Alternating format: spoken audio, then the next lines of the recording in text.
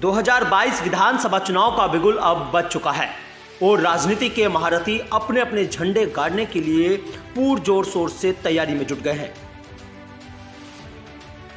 एक तरफ सत्ता में काबिज बीजेपी फिर से सत्ता वापसी की बात कर रही है, तो वहीं विपक्ष पूरे दमखम के साथ सत्ताधारी भाजपा को हटाने की कोशिश में लगा है, जिसके लिए लगातार नेताओं का दल बदल और पार्टियों के गठबंधन का दौर जारी है। वहीं सपा रालोद के गठबंधन की भी चर्चा पुरजोरों पर है और लगातार सीटों के बंटवारे पर जल्द ऐलान की बात कही जा रही है। पश्चिम यूपी के कई जिलों में प्रभाव रखने वाली रालोद कई सीटों पर टिकट के लिए अपना दावा ठोक रही है, तो कई बार सत्ता में काबिज रहने वाली सपा भी अपने प्रत्याशी को उतारने के लिए पुरजोर कोशिश कर रही है। लेकिन प्रदेश में कई बार सत्ता में काबिज रहने वाली सपा हाथरस जिले में अभी तक कोई खास कमाल नहीं कर पाई है।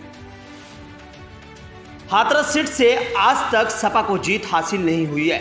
सादाबाद और सिकंदराव में भी पार्टी अभी तक केवल एक बार ही जीत हासिल कर सकी है। इस बार सपा इस कोशिश में लगी है कि सपा रालोद गठबंधन के तहत हाथरस और सिकंदराव सीट पर अपने प्रत्याशी उतारे जाएं और दोनों ही सीटों पर भाजपा को परास्त किया जाए। इसके लिए सपा जोर शोर से तैयारी भी कर रही है।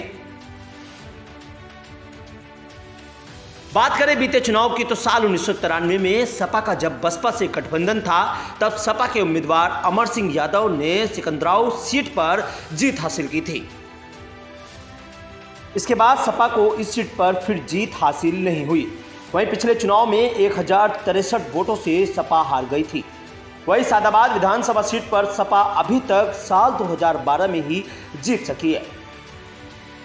साल 2017 में रालोद को इस सीट पर बसपा से हार का सामना करना पड़ा था, जिसे देखते हुए इस बार यह माना जा रहा है कि सपा और रालोद का गठबंधन होगा और सादाबाद की सीट पर रालोद के खाते में जाएगी।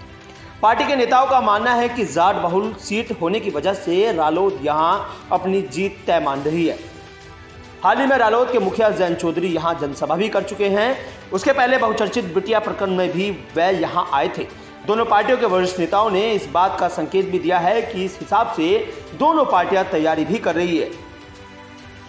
Bureau report, news 18।